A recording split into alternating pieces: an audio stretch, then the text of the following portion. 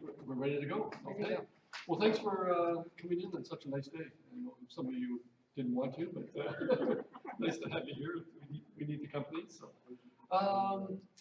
may have noticed some new additions to our display here.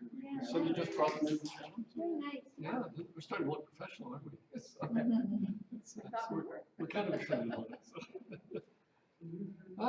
Okay, so this is our April guest presentation, and Liz from Tilbury is here, and she'll be talking in a few minutes. They unfortunately gave me the mic for a few minutes, so I'll take advantage of that.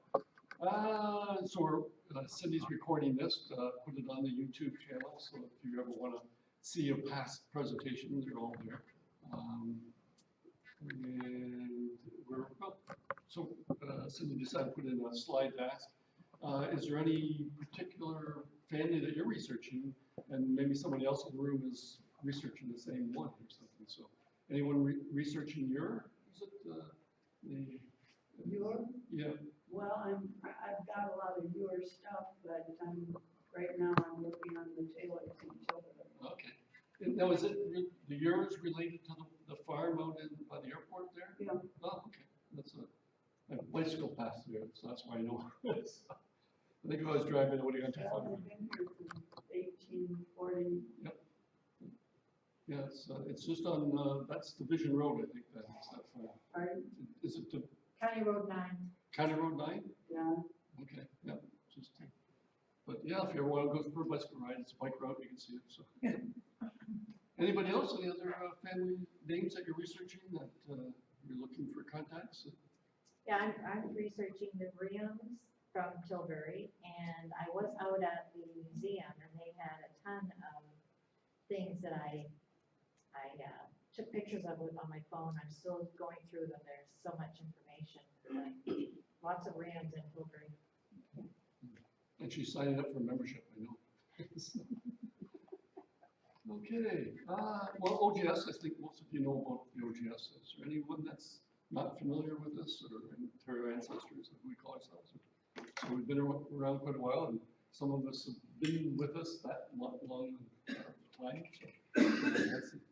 So, we've got branches everywhere, and special interest groups, the Scottish group, the Irish groups, and things like that. So if you're interested in specializing, we've got those.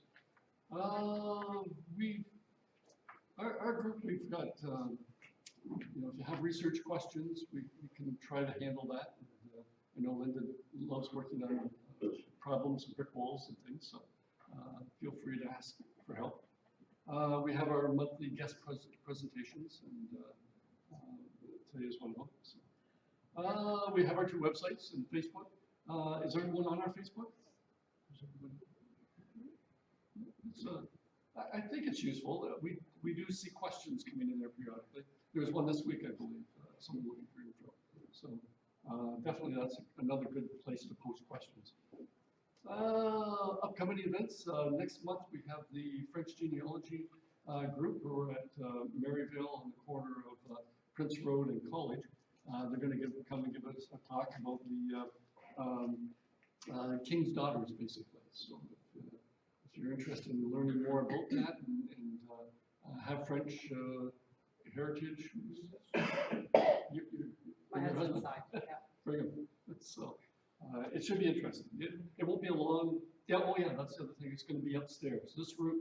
This will be the last time we're in this room. This room is being storage next month for their impending move, and after that the building's gone. So so we're going to be in the family history room upstairs on the 2nd floor, and we'll try to have signage and everything. So so her talk will be relatively short, so we may come up with some other ideas of to entertain you for an hour or so. So we'll see how it goes.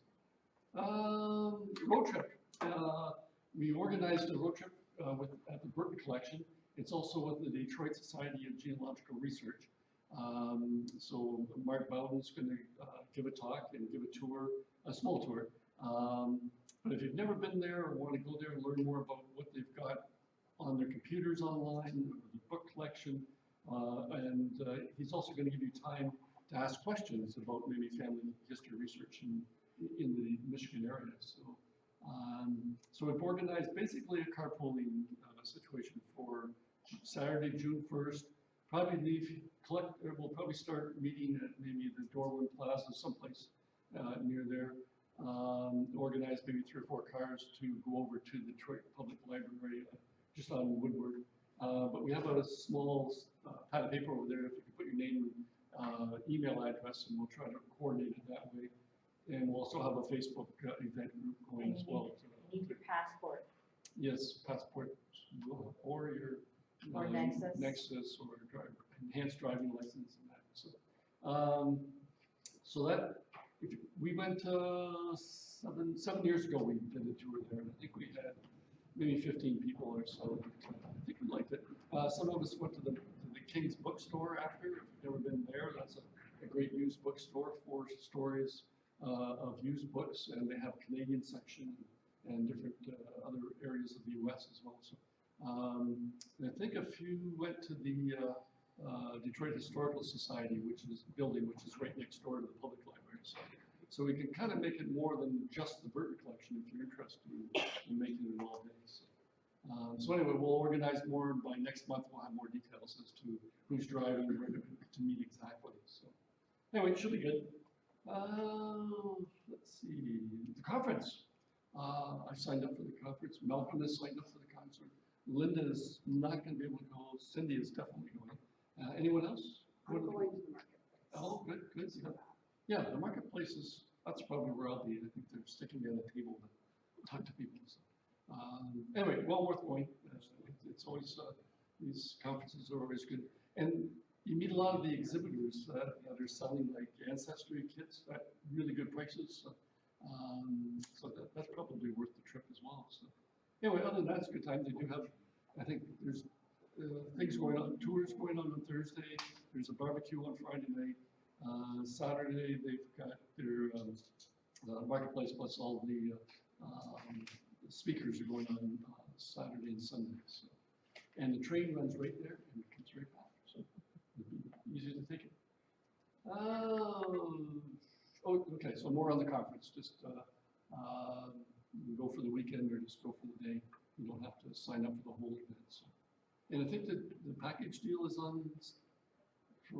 No, it's last night. Last night. Yeah, last night it was done. Okay, I knew they extended it a bit. But, okay. So tonight, Liz is all the way from Tilbury. And,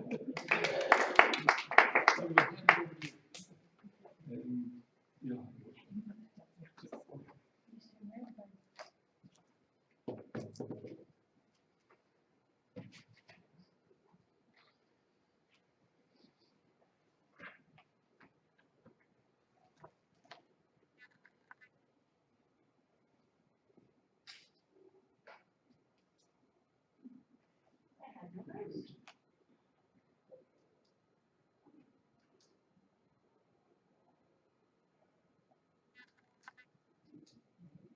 Sorry for the delay. It was up on the screen.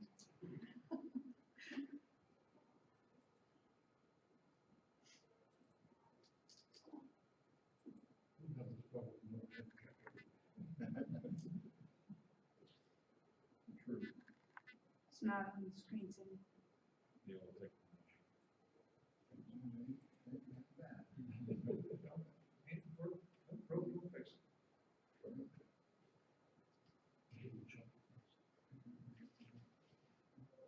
I can see your icons on the bottom there.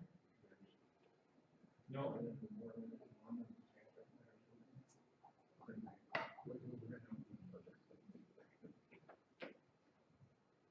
Is the screen extended? It wasn't earlier, it was just ready to roll.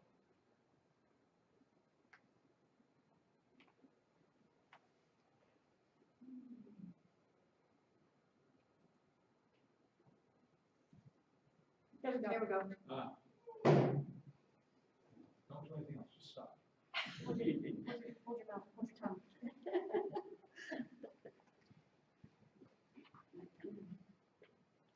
I just want to thank you for inviting our group here tonight. The other lady who helped me put this together, we kind of worked together on this, couldn't come tonight, so you're left with me. So approximately 95% of what we have has been donated by either Maxine Gardner or Sylvester McEwen. And they both did lots of work. She was mostly museum oriented. She liked that part of it. And Sylvester has contributed a lot with the family histories. And you'll see that as we go through what is available. We're still sorting and going through her stuff, although she's passed away maybe 3 years now. We're still going through her stuff. It was unbelievable, all the things that were in her house when they emptied it out. And it was given to us by the family because she was the one who started, along with a couple of other people, who started the Historical Society in town. So we're just thankful that she saved all this. Some people knew she was wanting to do this. They kept bringing her stuff. So that made it even better for us, not for her, but anyway. So this is where we're at, is the house at the top here. The house, there we go. The little house there had white clap siding, and this is what it is underneath when they took it off to renovate and get it all painted and fixed up again. And the bottom is where we're at, what it is now, and we chose a nice bright color. It's easy to say, it's the bright yellow house on that street here. Everybody knows where it is. They don't have to go looking for it. And so this house was built in the 1850s by a Joseph Larch, who originally located at the site of the present post office. If anyone's been in Tilbury, it's on the corner of Queen and Canal, downtown. That's where it used to be, surrounded by land. Now it's Tilbury. So in 1885, it was moved to the corner of Elm and Canal, where it is now. And that's where we have our society. John Baptiste Lanou was an early settler to Tilbury North, and he purchased this house with 25 acres of land about 1865. He covered it with clapboard and resided there until 1885. They raised 15 children in that house.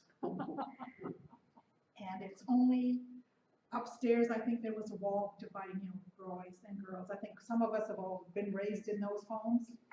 So, and we have a picture at the society of them all standing in front of the house. And if you don't realize what it is, you think it's a hedge. Just because of the distance it goes right across the front. It's kind of funny. Anyway, in 2007, Paul Corey and Leo Annis purchased this house to restore it back to its original state and have it used for genealogical research. In February, the Chatham-Kent Council approved a deal where the municipality took possession and labeled it a heritage house, and we now lease that back from them.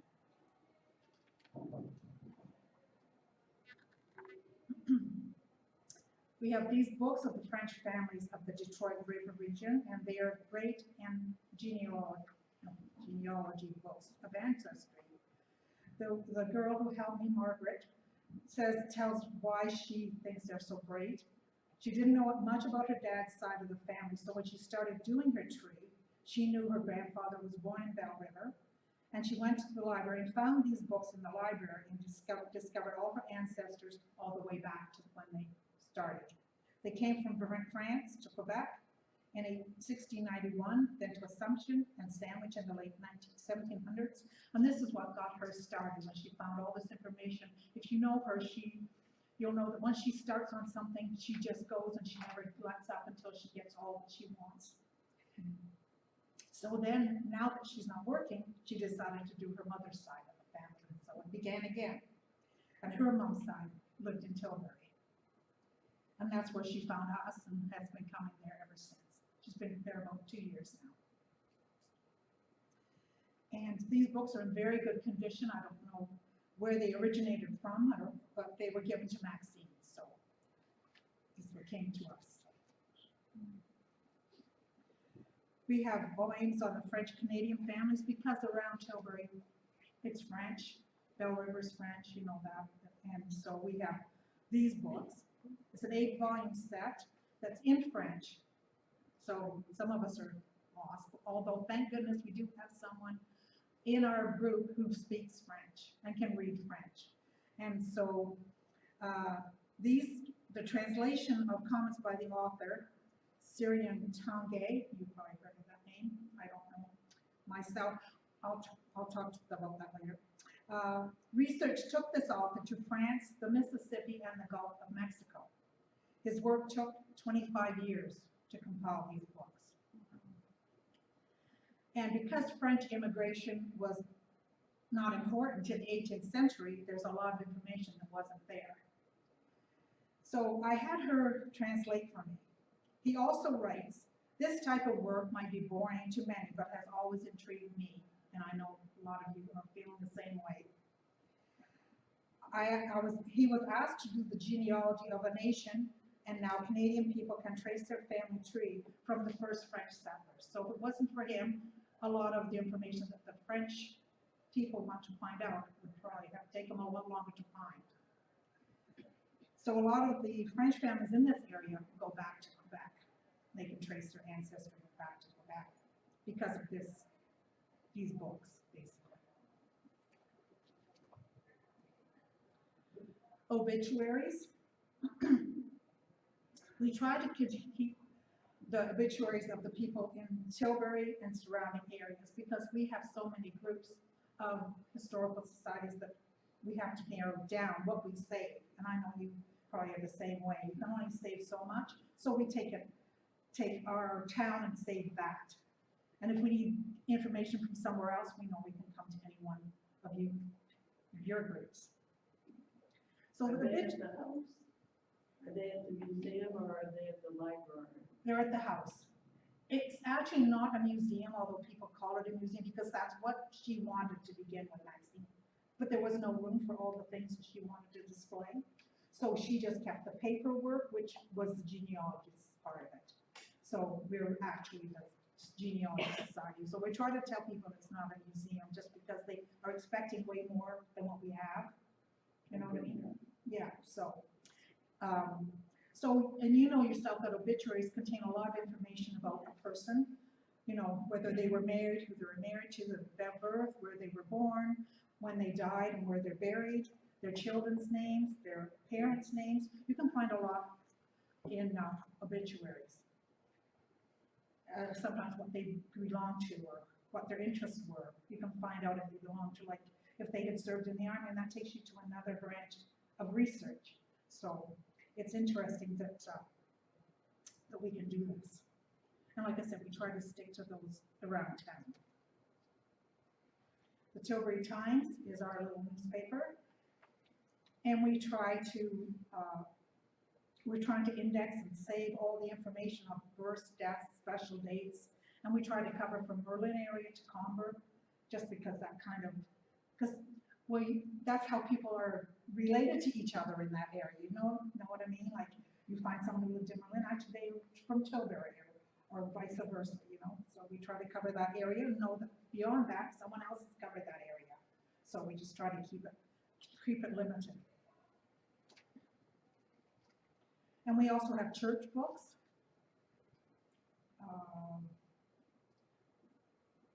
We have a lot on the Assumption Church in Windsor. I don't know why. We have a bunch of binders of them, well, 6 or 7 of those.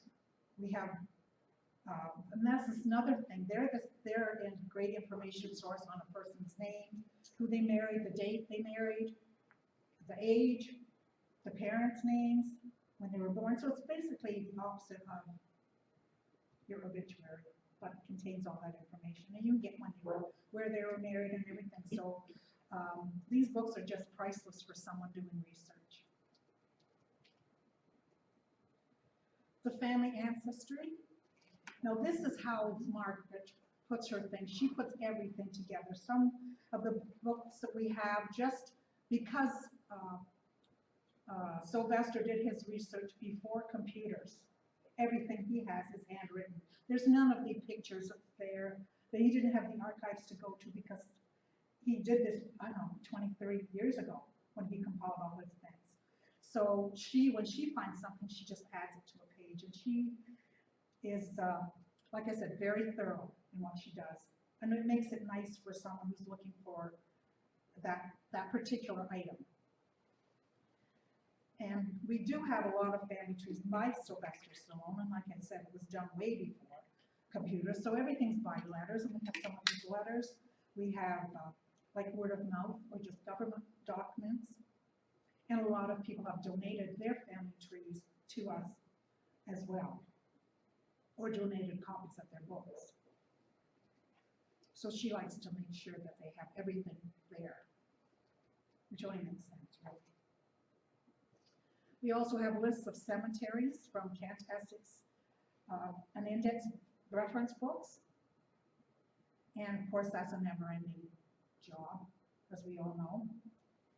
And she's trying to do, the way she's doing it down there is making sure the grave marker is beside the name. Makes it easier to find if you're gonna look for someone. So that's, like I said, she's very thorough and maybe different than someone else does it, but I think she's onto something. So she's trying to go through our cemetery books when she has time and do it that way, rather than just have their name or where they're buried. She just wants more information for people to look for. And some of this I don't understand. Like, I'm not into genealogy, to be honest with you. I volunteered there because I live across the road. And Good girl. it was a good place to volunteer too. So as I've been there probably 5 years now, I'm learning what everyone has to go through, which makes it easier for me to get things organized as well, to help organize things, because we know what's needed. But as far as my relatives are all in England, I have not got a lot of information about them. So I'm not really, my family, I can't really trace them, but I know what goes into trying to find out who's who and who's what. So, okay, these are just a couple of displays that I put together we go to Art in the Park in Tilbury. We've been going for the last how long we've had, a couple of years. And this just puts together some of the things that people can look at, the businesses in the streets. These are some of the pictures that Maxine saved. A lot of the pictures are taken because they put together this green book I brought for their centennial. So she went around town and took pictures and then got information and had help with putting it all together. So we have those pictures are actually from there. Some of the businesses, I didn't bring any pictures of the businesses, but if you want to see them, you know where we are. So these are some of the businesses that once were in Tilbury. The Blue Bonnet Restaurant, everybody at the Blue Bonnet Restaurant, okay? It was demolished in 2013 after 75 years. It was once a gas station with an old teen motor sales business attached to it way back in the day. Perry Graphics, he retired. They did printing. Rockwell International, you know what the car industry's like. Tilbury Concrete, which you'll find now in Windsor. Woodbridge Foam, which closed but may be reopening. We aren't sure if they are. Allegretti Manufacturing, who did lawn and garden equipment. Canadian Top of Body, which were automakers started in 1913 by Edmund Odette. And the Toys Factory, which was started in 1946 by Harry Elwood. And we had numerous more hotels, the Empire, the Tilbury Hotel, the Balmoral, that are no longer in operation. And going back to the start of Tilbury, there were sawmills. The lumber was there, of course. Nothing was, it was all surrounded by forest. So there, whatever was associated with the lumber mill and wood, they did all that as well, the early days as well. So it was quite the bustling little area. So it's interesting. So I've got a few pictures of some of the houses in town, because these were all state managed, all built by the businessmen of town when they first started, and they built these great homes. So this first house is the Moffat House, just because of that's who lived there at one time. Was built in 1888 by James Stewart, and it's on Canal Street. And that's the different angles of it, I guess, the bottom one as well.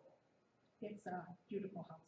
These houses are still around because these pictures were taken for our centennial. So. Okay, the Foster House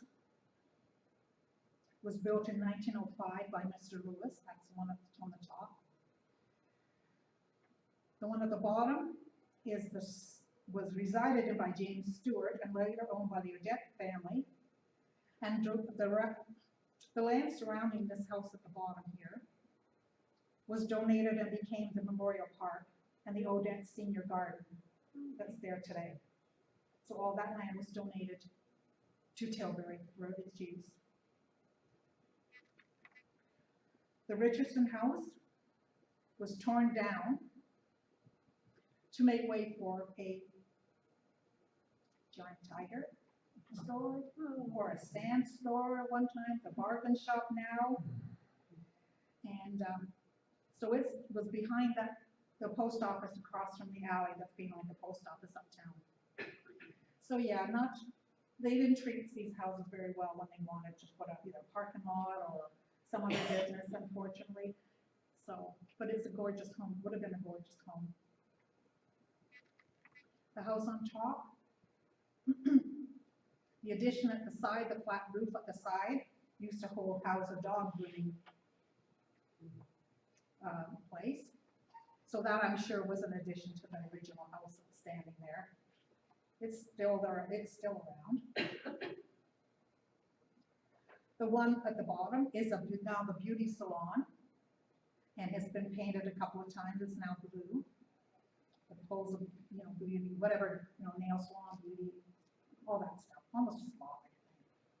So that's around. The one up there at the top was built by Alfred Couvreux in 1903, and it's still around.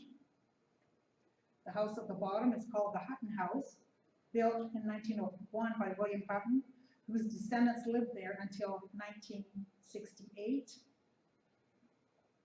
So these houses were built quite well, probably because they were made of brick, because a lot of the other ones burnt at one time.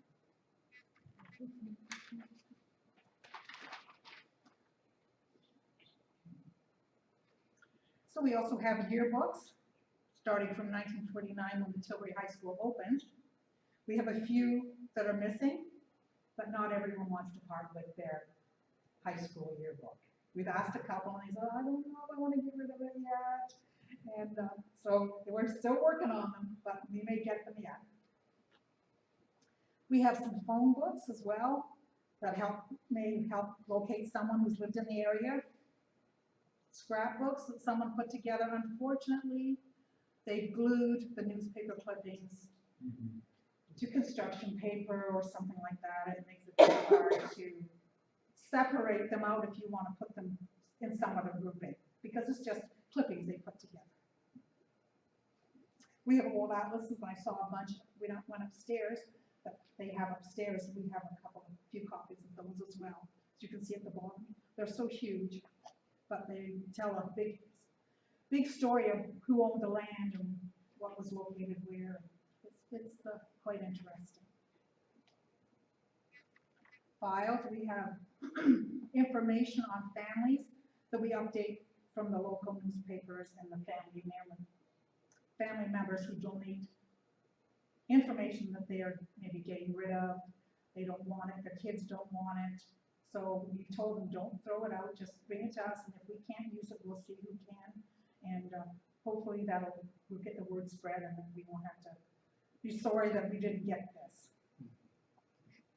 Business, we have businesses, past and present, and we try to keep a file on new businesses, whether they are around or whether they leave, however long. Some of them aren't until they're very long.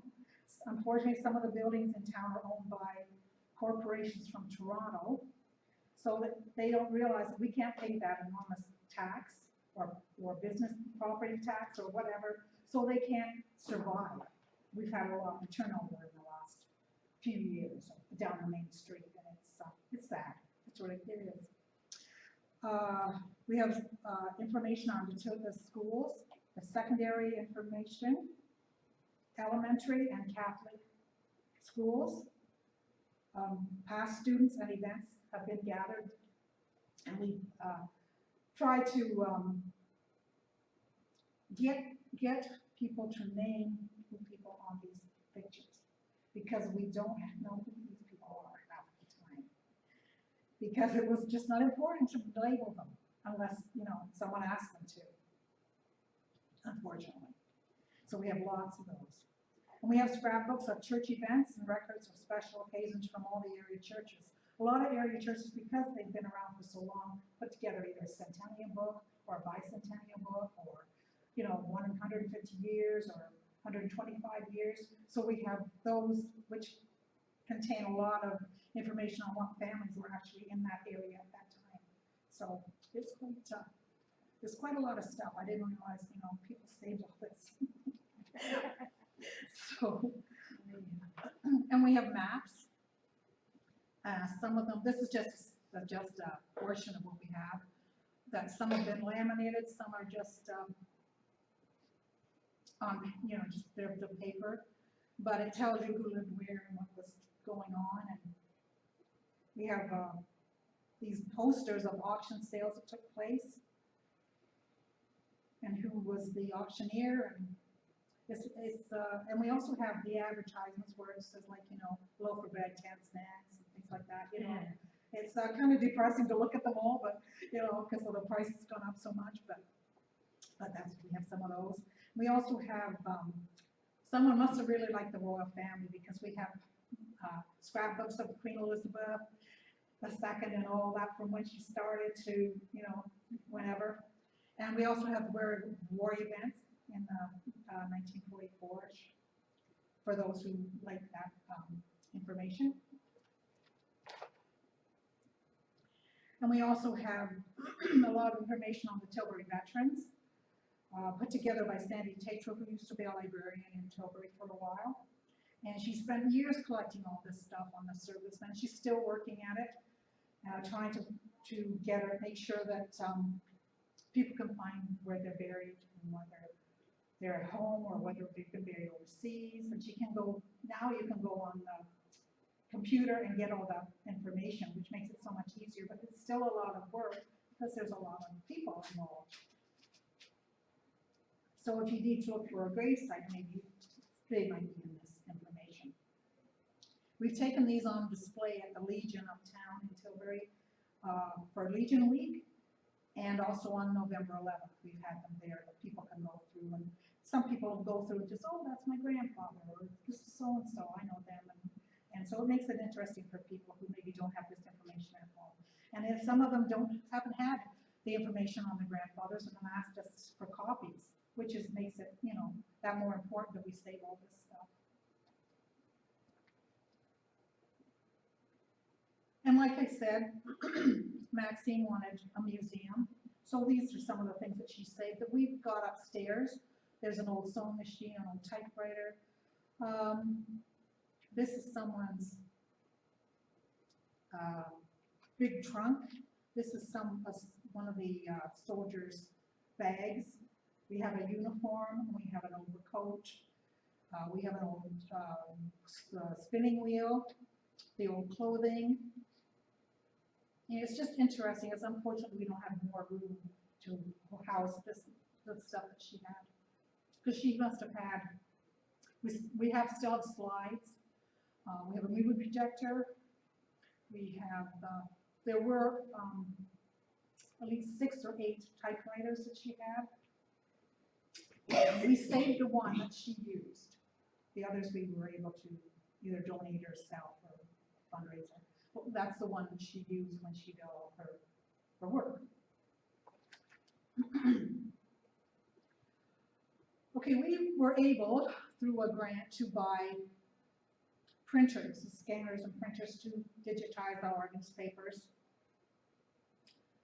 This one preserves the New Tilbury Times, although now the Tilbury Times has changed size, so that makes it a little harder. You've got to make more adjustments, because it used to fit perfectly on the screen, but now because it's bigger, you have to do a little adjusting. So, and I don't know why they did that, because it's so awkward to hold. It used to be just perfect. And we do the one at the bottom is for books and magazines. It's a little different setup.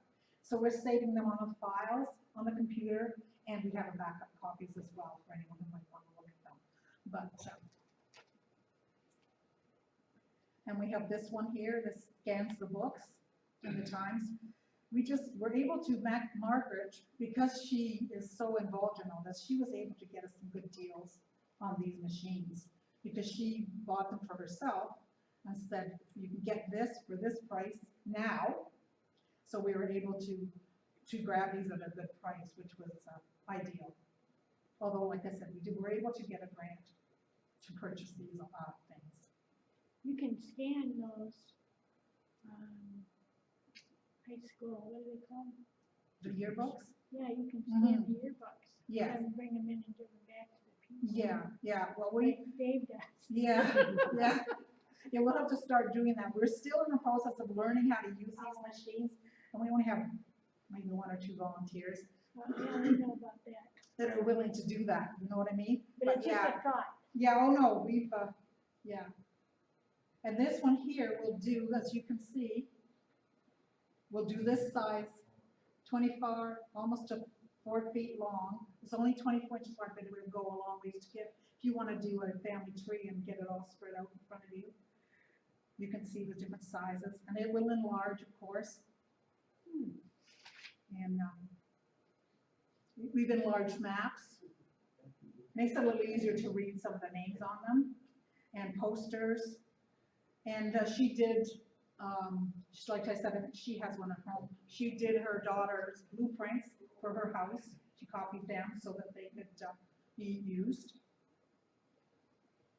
And it's for the public's use, of course, if anyone wants to come in and use this, needs to have a print that large.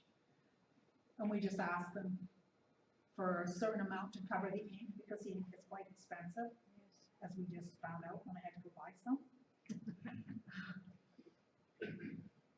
So, yeah. So that's it, actually. That's basically what we have, and we're hoping that we can just continue to gather more information. And we're only open 2 days a week because we don't have a lot of volunteers to cover those days. Before, it used to be 2 of us, we're always in every day, the Wednesday and Saturday, every Wednesday, every Saturday.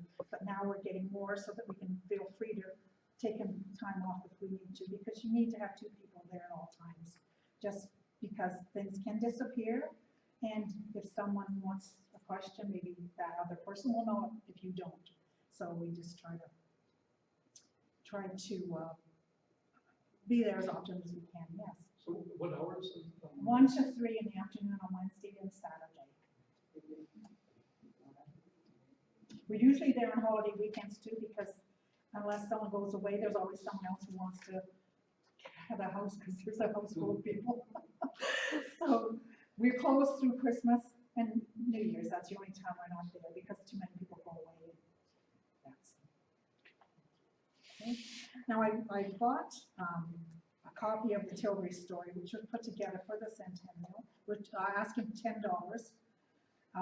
And the calendars we printed up as a fundraiser, we just asked $10 now, because the year's getting on. We were asking 20, but we're asking for 10. If anybody interested, there's a few things about Tilbury, some of the old streets and stuff. We just tried to make it available to Tilbury, in case, for people who might be interested. And I also have brochures if anyone would like to take a brochure on our information. And another thing we have coming up is a book signing from Jim and Lisa Gilbert, if you know them at all. They are coming to sign the book that they just put together, Chatham Kent Tapestry.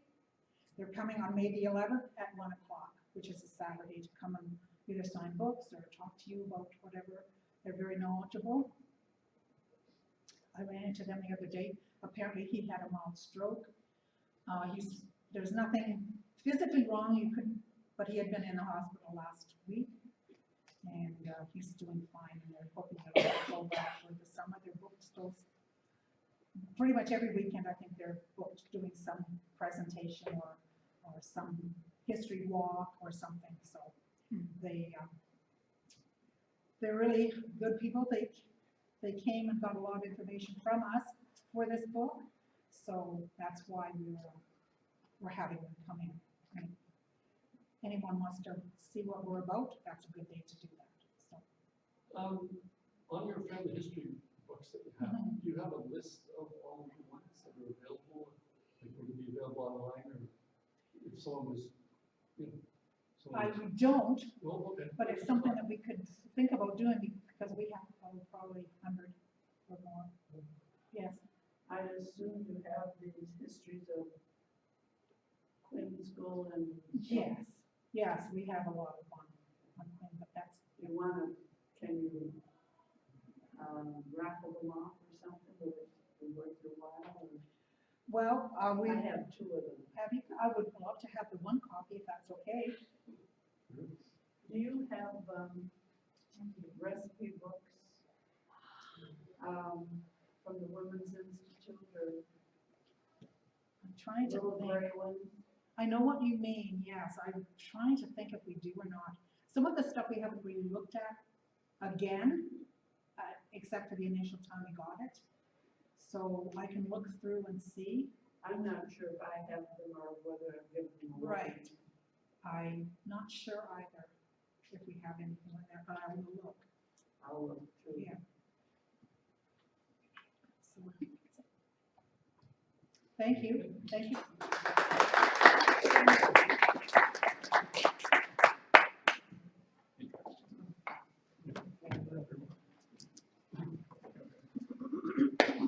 Liz, thank you for, Oh, thank you very much, I really thank you, appreciate it. thank you. It was Thank you. very informative, I think. Oh, Even good. though I've been there, it's still informative. That's good, thank you. One thing I'd like to do is recognize Becky for getting us the flags and things. So that was quite the outstanding donation to the group. So That's all you did. and we wouldn't be able to survive without those things. There's so many nowadays with technology and everything else. There's a lot of things to buy. And so Yeah, they look really nice. and our expenses are going to change once we leave here. So that's. Do you know where the library's moving? This main library, I don't think it's going anywhere. They're gonna, the branches are gonna be open and some of the books will go there for now. Eventually they'll, I suspect, build a new main branch. Oh, They said it would take 7 to 10 years. Yeah, it might take a while. wow. The family history room is going to the Brock School in Sandwichtown, if I call it. So that'll go there. And what's there now is moving to the refurbished fire hall on, I think it's Mill Street. So there's a bit of, it's not finished yet, but it's getting there. So there's going to be some growing pains. But in the meantime, we're in September moving to Maryvale. That's where we have a nice presentation room there on the corner of College and Prince Road. We're going to move to Tuesday nights because the French genealogy groups are open on Tuesdays, and we're going to start at 6:30 as well. So, because the French, that'll give you time to go to the French genealogy group if you want before, because they'll probably open as long as you want.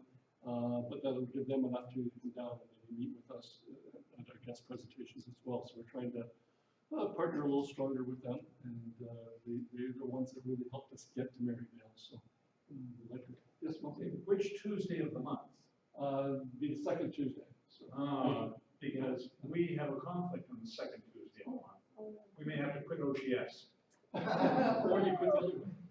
Well, I'm just laying it out. Okay. Eeny, meeny, mo. Yeah. One month, one the other. Well, we're open to changes later, but at the moment we've reserved that room for those Tuesdays for a year or so. And we're really appreciative of Maryvale. They've been, we're going to be giving them donations to use the room, the facilities. They're giving us storage room for all the archives that we have here. Are going into storage there. They've given us a little office space to do scanning as well. So it's helping us out after getting not evicted from here. It's removed. So it's going to be fun. But we hope. So we have some guest speakers lined up for September, October, and November. So We're hope everyone will be able to find the place. We'll have a- We'll have signage up. So Oh, we'll have so you flags come up. in on College, right? Yes, you enter off the college.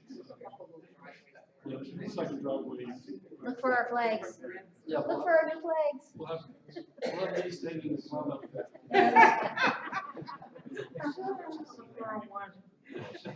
And, yeah. The only other thing is, I know somebody, like Malcolm's getting involved, and everybody else is getting involved in the, Jamie, getting involved in the OGS a little bit more. We have lots of things that you can do if you're interested. So no one has spare time, but if you feel free to join us. Anyway, that's all I have to say.